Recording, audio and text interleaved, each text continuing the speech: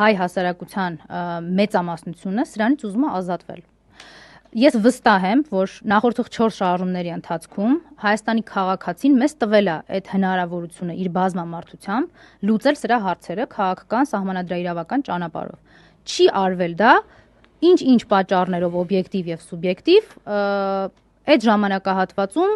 առաջնորդած մարդկանց